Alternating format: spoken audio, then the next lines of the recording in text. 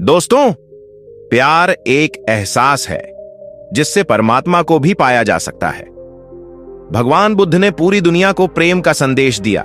आप उस प्रेम से पूरी दुनिया को कैसे जीत सकते हैं? महात्मा बुद्ध ने कहा था कि प्रेम की सहायता से शिकायतों पर भी विजय पाना संभव है। आप स्वयं सोचें कि आपका हृदय सबसे अधिक क्या चाहता है। उत्तर तुम्हें प्रेम ही मिलेगा। जी हां दोस्तों, इस दुनिया में चाहे जानवर हो या कोई भी जानवर, प्रत्येक प्राणी का मन प्रेम की ही आशा रखता है। लेकिन हम में से सभी लोग प्यार के इस एहसास को नहीं समझते हैं और हर कोई दूसरी दिशा में चला जाता है और हमारी जानकारी के बिना दिव्य प्रेम वासना और घृणा में बदल जाता है। एक समय आनंद गौतम बुद्ध का सबसे प्रिय शिष्य था। एक गांव में घूमने गया। वह इधर उधर घूमते घूमते बहुत थक जाता है। वह वहां एक कुएं के पास जाता है। वहां उसे एक लड़की दिखती है और वह उससे पीने के लिए पानी मांगती है। पहले तो लड़की पीने के लिए पानी देने को तैयार हो गई, लेकिन बाद में उसने पानी का डिब्बा वापस रखकर पानी देने से इनकार कर दिया। आनंद कहता है, क्या हुआ? लड़की कहती है, मैं नीची जाति का हूं, मेरे हाथ का पानी पियोगे तो धार्मिक हो जाओगे। आनंद कहते हैं कि इसकी चिंता मत करो, मुझे पीने के लिए पानी दो। किसी को पानी पिलाना बहुत अच्छी बात है। मेरे गुरु महात्मा बुद्ध ने कहा था कि इस संसार में कोई भी जाति ऐसी नहीं है जिसका उत्थान और पतन होता हो, सभी समान है। ये सुनकर लड़की बहुत खुश हुई और उसे पानी पिलाया। फिर वह वहां से चला गया। चलते चलते उसने आनंद की पूरी राह के बारे में सोचा। लड़की को उसका ये अंदाज बहुत पसंद आता है। वहीं आनंद दिखने में भी बेहद खूबसूरत थे। आनंद को कोई भी आसानी से पसंद कर सकता था और ये लड़की भी आनंद से प्रभावित हो गई। इसके बाद वह प्रतिदिन उस कुएं के पास आनंद का इंतजार करने लगा। आनंद भी रोज उस कुएं के पास से गुजरता था और वह लड़की उसे रोज पानी पिलाती थी। अब तक तो मैं सिर्फ उसे जी भरकर देखना चाहता था, लेकिन फिर धीरे धीरे वो चाहत बढ़ने लगी। एक दिन जब आनंद वहां नहीं आया तो लड़की बहुत परेशान हो गई और उसे खोजते हुए वह बुद्ध के आश्रम तक पहुंच गया। फिर जब लड़की आनंद को उस आश्रम में देखती है तो उसकी चिंता दूर हो जाती है। लड़की आनंद से कहती है, तुम आज क्यों नहीं आए? आनंद कहते हैं, आज मेरे आश्रम में बहुत काम था। लड़की कहती है कि आप किसी जाति में भेदभाव नहीं करते, तो क्या आप मेरे घर भोजन करने का निमंत्रण स्वीकार करेंगे? आनंद कहते हैं, मैं यह बात आपको महात्मा बुद्ध से पूछकर बता सकता हूं। यदि वह अनुमति देंगे तो मैं अवश्य आपके घर आऊंगा।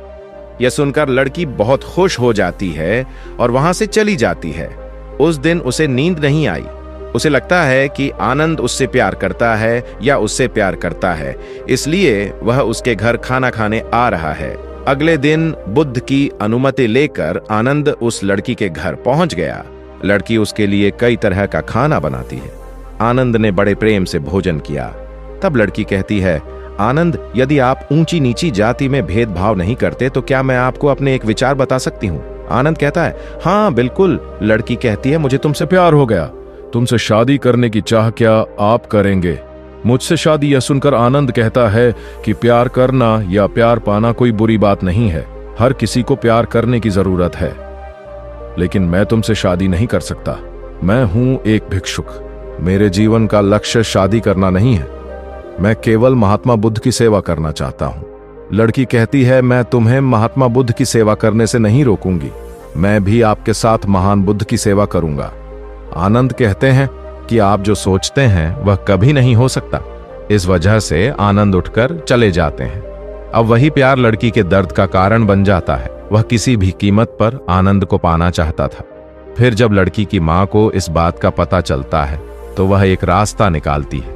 वह अपनी बेटी से कहते हैं कि तुम मुझ पर भरोसा करो, खुशियां तुम्हारी होंगी। आप उसे पुनः रात्रि भोज पर आमंत्रित करें और मैं उसके खाने में बेहोशी की दवा मिला दूंगा। फिर तुम उसके साथ गंधर्व विवाह करोगे। लड़की कहती है, क्या ये ठीक रहेगा? उनकी मां का कहना है कि प्यार में सही गलत जैसी कोई चीज नहीं होती। अगले दिन लड़की फिर आनंद से मिलने जाती है और कहती है कि क्या तुम मुझसे नाराज हो? आनंद का कहना है कि मैं किसी से नाराज नहीं हूं और तुमने ऐसा कुछ भी नहीं किया जिससे मैं तुमसे नाराज हो जाऊं। लड़की कहती है, ठीक है, तो क्या तुम दोबारा मेरे घर डिनर पर आओगे? आनंद कहते हैं कि मैं निश्चित रूप से बुद्ध की अनुमति लेकर आऊंगा। अगले दिन आनंद फिर उस लड़की के घर खाना खाने गया। लड़की फिर आनंद को कई तरह का खाना देती है। लड़की ने पहले से ही खाने में बेहोशी की दवा मिला दी थी। आनंद जब भी उन खाद्य पदार्थों को खाता है तो कुछ देर बाद वह बेहोश हो जाता है। तब लड़की की मां कहती है कि जाओ, अब तुम गंधर्व विवाह संपन्न करो। लड़की कहती है, मुझे नहीं लगता ये सही है मां। लड़की की मां कहती है कि अगर तुम अभी सोचते रहोगे तो तुम्हें आनंद कभी नहीं मिलेगा। लड़की अंदर जाती है और तैयार होकर बाहर आती है। जैसे ही वह कंगन लेकर आनंद के पास आता है, आनंद की बेहोशी दूर हो जाती है और वह होश में आ जाता है। आनंद को होश में आता देख लड़की बहुत डर गई। आनंद वहां से उठकर बिना किसी से कुछ कहे चला जाता है।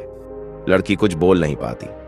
अपनी मां से कहती है, आपकी वजह से आनंद मुझसे दूर चला गया। मैं एक पापी की तरह महसूस करता हूं। मैंने ये ठीक नहीं किया। मैंने बहुत बड़ा पाप किया है। अब तक तो वह मेरे पास आकर पानी पीता था, पर अब वह मेरा मुंह भी न देखेगा।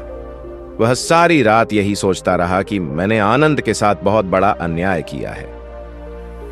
अगली सुबह वह बुद्ध के आश्रम पहुंचा और बुद्ध से कहा कि मैंने बहुत बड़ा पाप किया है, आप मुझे इसकी सजा दें। महात्मा बुद्ध थोड़ा मुस्कुराए और बोले, आनंद ने मुझे तुम्हारे बारे में सब कुछ बताया। तुमने कोई पाप नहीं किया है, सिर्फ प्रेम किया है। लड़की कहती है, लेकिन आनंद मुझसे प्यार नहीं करता और अब वह मुझसे नफरत करेगा। बुद्ध कहते हैं, आनंद तुमसे नफरत नहीं करता और वह किसी से नफरत नहीं करता। वह केवल प्यार करता है और वह भी तुमसे प्यार करता है, हर किसी से प्यार करता है। तुम अभी तक प्यार की हकीकत नहीं समझ पाए हो। जो प्रेम करुणा ला सके, चारों ओर शांति का वातावरण बना सके, वह प्रेम वास्तव में दिव्य प्रेम है। ऐसा प्यार कभी खत्म नहीं होता। और इसके विपरीत जिस प्रेम के कारण लोगों में क्रोध, लाली और पीड़ा उत्पन्न होती है, उसे प्रेम नहीं, वासना कहते हैं। आज भी खुशियों के बीच शांति है। वो आज भी खुश है। वह आपसे मिलकर उतना ही खुश होगा जितना पहले हुआ करता था। वह अब भी आपसे उतना ही प्यार करता है जितना पहले करता था।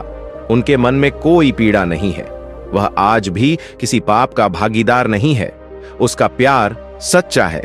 और इसके विपरीत यदि आप स्वयं को देखें जिसे आप प्रेम कहते हैं, क्या वह वास्तव में वास्तविक प्रेम है? वास्तविक प्रेम? क्या तुम खुश हो? क्या अब आपके मन में कोई शांति है? आपके प्यार ने आपसे बुरे काम तो नहीं करवाए?